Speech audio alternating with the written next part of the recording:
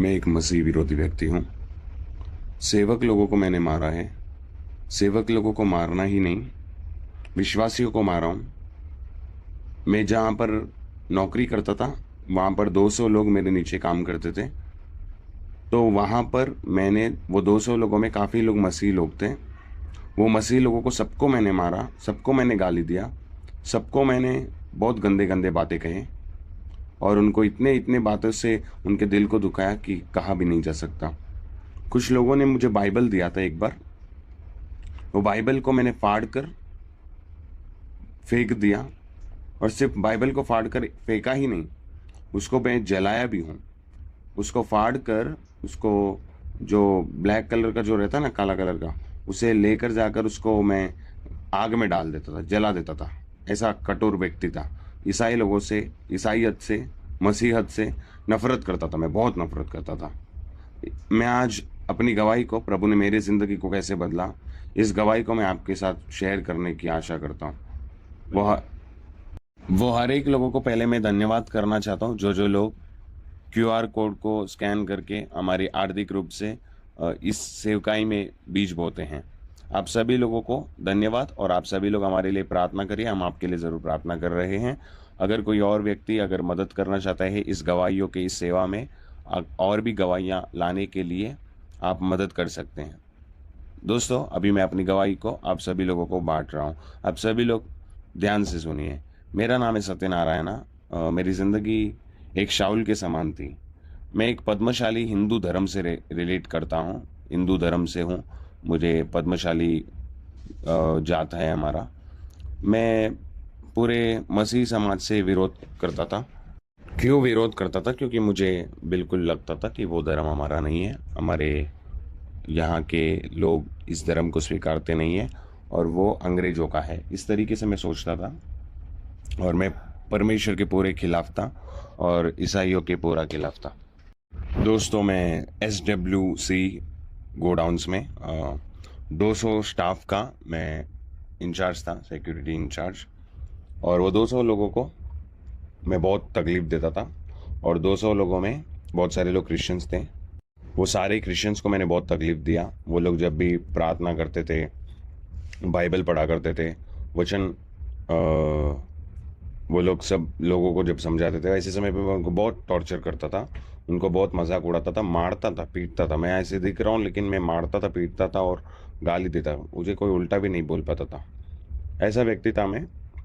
और मेरा जो नौकरी था उसे लेकर बहुत घमंड था मुझे। भाई देखो, तुम सबके ऊपर कौन है? मैं हूँ। 200 लोगों के ऊपर इंचार्ज कौन है? मैं हूँ। तो इसलिए मुझे बहुत घमंड था अपने काम पर। इतना घमंड था कि वो लोगों को मार देता था, और वो लोग कुछ कर भी नहीं पाते थे, और वो लोग मिल के भी कुछ नहीं कर पाते थे, क्योंकि मैं एक खतरनाक व्यक्ति था।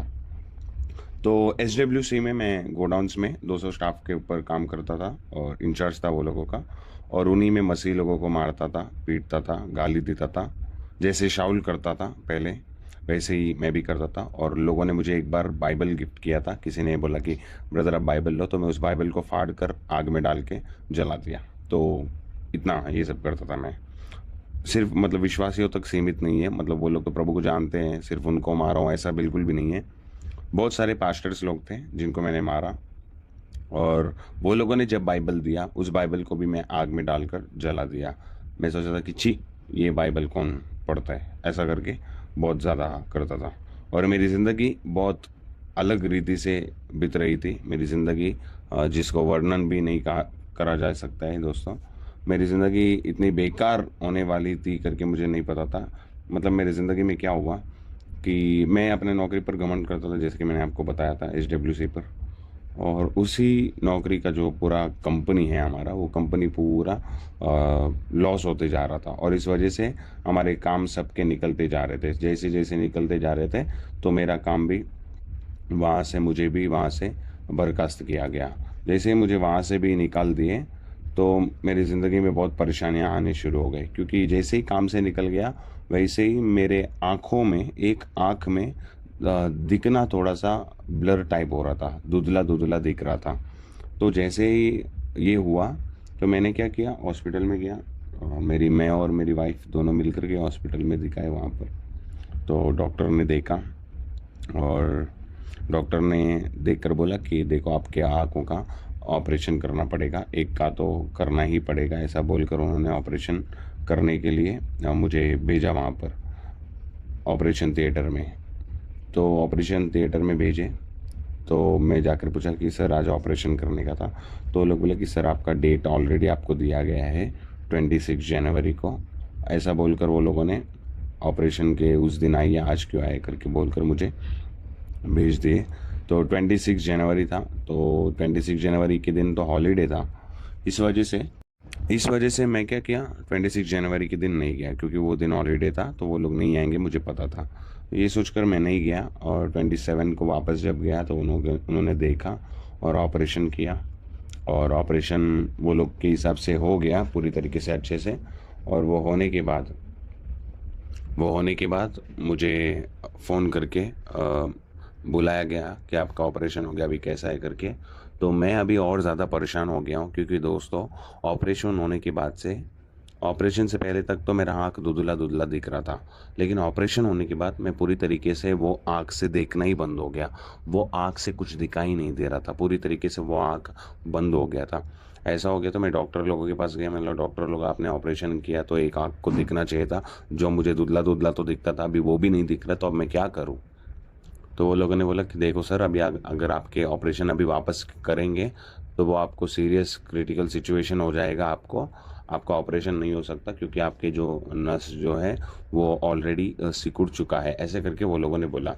तो वो लोगों ने जब ऐसा बोला तो फिर मैं बहुत रो रहा था, क्योंकि आँख से दिखना पूरी तरीके से, तब तक तो थोड़ा-थोड़ा दिख रहा था, लेकिन ऐसा क्या हो गया कि वो पूरी तरीके से दिखना ही बंद हो गया। तो दिखना ही बंद हो गया तो मतलब ये छोटी बात थोड़ी है, ये बहुत बड़ी बात थी। वो दिखना ही बंद हो गया। मैं दुर्गा माँ का बहुत बड़ा भक्त था, तो मैं क्या किया, वहाँ से सीधा मैं दुर्गा माँ के मंदिर में गया। वो वहाँ पर जाकर मैं बहुत रो रहा था कि मेरी ज़िंदगी और मेरी आँखें क्या हो गई अभी, मेरे हालत क्या है करके मैं बहुत रो रहा था। इतना रो रहा था कि मैं क्या ही बताऊँ आपको। मैं बहुत रो रहा था कि अब मैं क्या करूँ, अब मैं कैसे करूँ कि मेरे आँखों को वापस रोशनी मिलेगी, चंगाई मिलेगी, ऐसे करके मैं सोच रहा था। तो वहाँ पर मैंने बहुत पूजा किया, बहुत देर तक पूजा करने का मतलब मैंने बहुत दुआ किया, मैंने बहुत वहाँ पर मांगा मेरी माँ से, जिनको मैं मानता था, दुर्गा माँ जी को। उनको मैंने बहुत पूजा पाठ करा, लेकिन वहाँ पर से कुछ भी वहाँ पर से मेरे को सफलता नहीं मिला। तो ऐसे समय पर मुझे एक माँ ने देखा वहीं पर। वो माँ ने मुझे देखकर उन्होंने मेरे पास आया और बोला कि बेटे क्या हुआ? तो मैंने बोला कि माँ मुझे ऐसा-ऐसा हुआ है। मतलब वो एक औरत थी, मैं माँ करके बोल रहा हूँ उनको। वो माँ थी, वो मुझे मेरे पास आकर पूछी कि बेटे क्या हुआ? कैसा है? क्या है? वो मेरे को जानती थी पहले से। तो मैंने बोला कि माँ ऐसा-ऐसा हुआ है, मेरा आँख एक दिखना बंद हो गया है और मेरा बहुत तकलीफ़ों में से अभी मैं गुज़र रहा हूँ, ऐसे करके मैंने उनको बोला।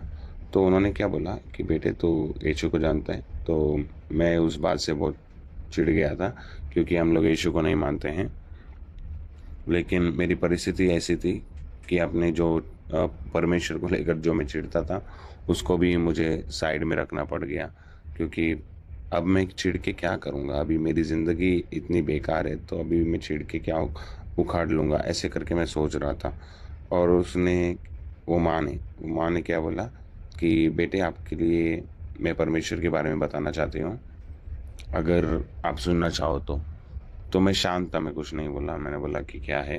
तो उन्होंने बोला कि देखो यीशु मसीह तुम्हारे लिए इस दुनिया में आए हैं और आपके लिए मरकर वो तीसरे दिन जी उठे और आपके लिए उन्होंने जीवन अर्पण किया।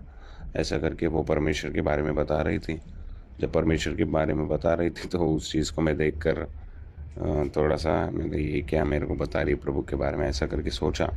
लेकिन मेरी ज़िंदगी बेकार होने की वजह से मेरी ज़िंदगी अब किसी जगह से अभी मुझे काम भी नहीं है और मेरा आँख भी चला गया और मेरा ज़िंदगी एकदम बर्बाद के राह पर है। ऐसे समय पे अब मैं क्या करूँ? यही सोच रहा था। उन्होंने बोला कि आप एक बार चर्च में आओ। चर्च में आओगे तो आपकी ज़िंदगी बदल जाएगी और आपको परमेश्वर आशीष देंगे, ऐसा-वैसा उन्होंने बहुत बोला। तो मैंने बोला कि अब मैं क्या करूँ? अब मैं करूँ तो करूँ क्या? अब मेरे पास रास्ता ही क्या है कि मैं नहीं जाऊँगा तो शायद मुझे कुछ हो जाएगा, मुझे कुछ तकलीफ़ भी मिल सकता है, ऐसा करके मैं सोचा। और ऐसा सोचकर मैंने प्रार्थना करना मुझे नहीं आता था। उन्होंने मुझे बोला कि आप प्रार्थना करो, प्रार्थना करोगे तो आपसे परमेश्वर बात करेंगे। तो मैंने बोला कि मुझे प्रार्थना नहीं आता है। तो उन्होंने बोला नहीं, प्रार्थना मतलब वही चीज़ है कि आपके तकलीफ़ को, परेशानी को परमेश्वर को बताना ही प्रार्थना है। ऐसा करके उन्होंने मुझे बोला। जब उन्होंने ऐसा बोला कि सही बात है कि मुझे तो काफ़ी तकलीफ़ है, काफ़ी परेशानी है, तो मैं क्या करता हूँ, मैं प्रार्थना करता हूँ। ऐसा बोलकर मैंने प्रार्थना किया, बहुत रोया, प्रार्थना किया, तो वो तब पर भी वहाँ पर कुछ फ़र्क तो नहीं आया था दोस्तों। तो एक चर्च में जाने लगा मैं, वहाँ पर एक सेवक थे, वो सेवक के पास जाने लगा, वहाँ पर प्रार्थना में भाग लेने लगा, आराधना में भी भाग लेने लगा। तो वहाँ पर से मैं आराधना को समझा। तो मैंने जब एक बार बैठा और प्रार्थना कर रहा था, उस समय पर ही एक मसीही गीत में गाने लगा। वो गीत था, जीवन के जल को आप मुझ में बहाओ प्रभु करके, एक तेलुगु गाना है। उस गीत को मैं दोहरा रहा था। जब मैं उस गीत को दोहरा रहा था दोस्तों, मुझे एक अनोखा सा शांति मिला। और जब वो शांति मुझे परमेश्वर की ओर से मिला, उस समय पर मैं ये नहीं सोचा कि मेरा ये यीशु मसीह सच्चा खुदा है, क्योंकि मैं तब पर भी हमारे हिंदू देवी देवताओं को मैं बहुत मानता था, मैं बहुत पूजा पाठ वगैरह काफ़ी करता था। मैंने जैसे कि आपको बोला है कि मेरे मन में से पूरी तरीके से परमेश्वर की तरफ मैं मुड़ा ही नहीं था, क्योंकि मैं अपने धर्म पर और अपने देवी देवताओं पर मैं बहुत ज़्यादा विश्वास करने वाले व्यक्तियों में से था। दोस्तों, पहली बात मुझे मैं जब 9 साल से मुझे खाना जब खाता हूँ, तो मेरा खाना पचता नहीं था। अगर मैं दोपहर में खाना खाता था, तो मुझे बहुत जलन होता था। रात के समय पर भी मैं दही से खाता था। मैं कहीं फंक्शन वगैरह में जाऊँ, तो मैं दही से खाता था। तो 9 साल तक मुझे परेशानी हो रहा था, और डॉक्टर लोगों के पास गया, तो वहाँ पर भी कुछ नहीं हुआ। कोई भगवान ने कुछ भी नहीं कर पाया। तब मैं नया-नया मसीह के पास गया, परमेश्वर के सेवक के पास, और वहाँ पर परमेश्वर का एक प्रार्थना फंक्शन वगैरह लगा हुआ था। तो उस जगह पर मैं गया था, और एक कुर्सी था, और कुर्सी के ऊपर बैठा, और बैठकर वहाँ पर काफ़ी लोग आए थे। लोग आने के बाद वहाँ पर एक बुज़ुर्ग माँ थी, उनका उम्र कम से कम 70-80 साल होगा। वो प्रार्थना कर रही थी, और सेवक ने बोला कि वो प्रार्थना करेगी, और वो प्रार्थना करने लगी। और जैसे ही प्रार्थना करने के लिए वो माइक हाथ में ले ली, तो मुझे ऐसा लगा कि शायद वो बुज़ुर्ग माँ मर जाएगी करके मैं सोच रहा था, क्योंकि वो बहुत बुज़ुर्ग थे। तो मुझे नहीं पता था, ये मैं सोचा ये क्या प्रार्थना करेगी करके, तो मैं गलत समझ रहा था उनको। और मैं सोचा, वो माइक ली धीरे से और वो प्रार्थना शुरू की, तो बिना घबराए, बिना इधर उधर हुए, वो अटल होकर प्रार्थना को अच्छे से की। और जब वो प्रार्थना कर रही थी, अचानक से एक परमेश्वर की सामर्थ मेरे पूरे शरीर में ऐसा हो गया कि एक करंट शॉक लगता है ना, वैसा पूरा मुझे एक बड़ी शोर से मेरे अंदर वो वैसा पूरा वाइब्रेशन टाइप हो गया था। तो जब ऐसा हुआ कि ये क्या है, ऐसे कैसे हुआ है, मैं नहीं जान रहा था, क्योंकि मैं परमेश्वर के बारे में नहीं जानता था। ये चंगाई के बारे में भी नहीं जानता था, परमेश्वर कैसे दर्शन देते हैं ये भी नहीं जानता था। ऐसे समय पर एक मूर्ख ज़िंदगी में मैं जी रहा था, लेकिन परमेश्वर ऐसा दर्शन देते क्या करके भी मुझे नहीं पता था। लेकिन मैं सोचा क्या ये कोई करंट वगैरह लगा है, क्या वायर वगैरह है क्या करके मैं देख रहा था। मैं प्रार्थना करना छोड़ दिया, मैं पीछे मुड़कर अपने आंखों खोल कर देख रहा था ये क्या है करके। और उन्होंने बहुत अच्छी प्रार्थना की, और मैं जब घर पे आया, तो वहाँ पर भोजन भी दे रहे थे, और मैं नया नया था, तो उस समय पर मैं क्या कर सकूँगा करके मैं सोच रहा था, क्योंकि नया नया जाएंगे कहीं पर खाने के लिए तो फिर कैसा लगता करके। तो वहाँ पर मैं खड़ा था दूर दूर, तो वहाँ पर एक माँ आई, बोली कि पिता आप खाना खाए क्या करके। मैंने बोला कि माँ कर लूँगा करके। तो उन्होंने मुझे ज़बरदस्ती लाइन में मेरे हाथ पकड़कर वो लाइन में मुझे ढकेल दी। जब लाइन में ढकेल दी, तो तुरंत वहाँ पर बैठना पड़ गया, और बैठ गया। वो लोग नॉनवेज वगैरह डाले थे, और जैसे नॉनवेज डाले थे वो लोग, मैं वो प्लेट को लेकर गया और एक पेड़ के नीचे बैठा, और वहाँ पर जो मैंने मांगा था वो नहीं था। तो उन्होंने पूरा नॉनवेज वगैरह खिलाने के लिए वो खिलाया था। तो ऐसे समय पर मैं सोचा अभी क्या करूं, मैं खाना पड़ जाएगा करके सोच रहा था। तो परमेश्वर ने मुझे एक विचार दिया कि मुझे याद करना और तो इसे खा लेना करके। तो उस समय पर ही मैंने से क्या सोचा कि चलो ठीक है मैं खा लेता हूँ करके।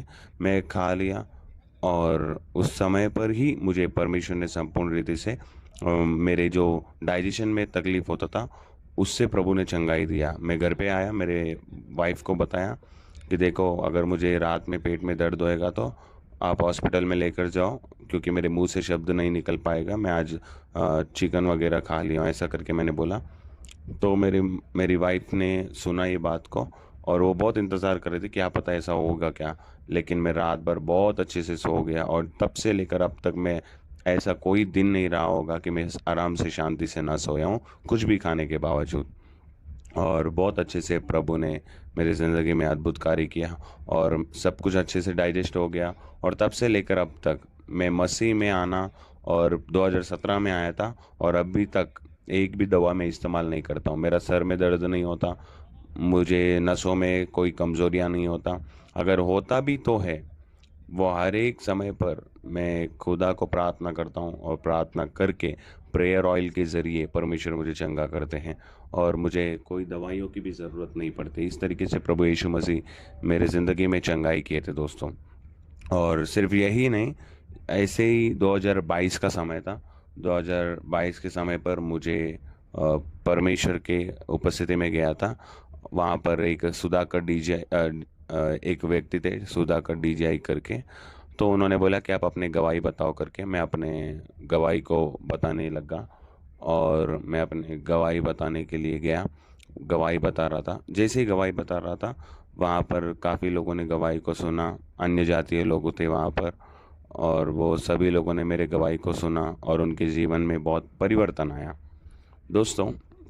ऐसे ही जब मैं सेवा में कैसे आया, वहाँ पर एक बार सेवक थे, वहाँ पर जिस चर्च में मैं जाया करता था, उस जगह पर सेवक अचानक से उस दिन नहीं आए थे। वो नहीं आए थे, सब लोग वहाँ पर थे। वो लोगों ने बोला कि आप ही बताओ वचन करके, ऐसा ऐसा। तो मैंने बोला कि मैं कैसे बताऊँ, मैं नहीं बता पाऊँगा। तो फिर वहाँ पर थोड़ी देर में मुझे कहा गया, परमेश्वर की अगुवाई मिली कि तू बाइबल पढ़ करके। और मैंने बाइबल को पढ़ा, और उस समय पर खुदा ने मेरे से बात किया, और जब परमेश्वर ने मेरे से बात किया तब मेरी ज़िंदगी बदल गई, और इतनी मेरी जीवन बदल गई कि दोस्तों मैं प्रभु की सेवा में लग गया, और मेरी ज़िंदगी को पूरी तरीके से बदल कर अब मैं प्रभु के लिए जीता हूँ। इस तरीके से प्रभु यीशु मसीह ने मेरी ज़िंदगी को बदला। दोस्तों, अगर आप हमारे इन गवाहियों से खुश रहते हैं, आप हमारे गवाहियों को देखकर यकीन करते हो, क्योंकि हमारे सारे गवाहियाँ अनुवादित हैं, और ना कोई गवाही फेक है, और ना कोई गवाही झूठे तौर पर आपके सामने लाया गया है। हमारी गवाही सच है, और ये सारे गवाहियाँ सबूतों के साथ है। और सबूत अगर आप मांगोगे तो आप हर एक कमेंट में, जो जो लोगों को शक रहता है, शंका रहता है, आप कमेंट करिए, आपके डिटेल्स दीजिए, उस पर हम ज़रूर सारे जो जो गवाही का आप मांगेंगे सबूत, वो हर गवाही का आपको सबूत मिलेगा, जो जो गवाही का भी, ठीक है। और जो जो लोगों ने हमें अब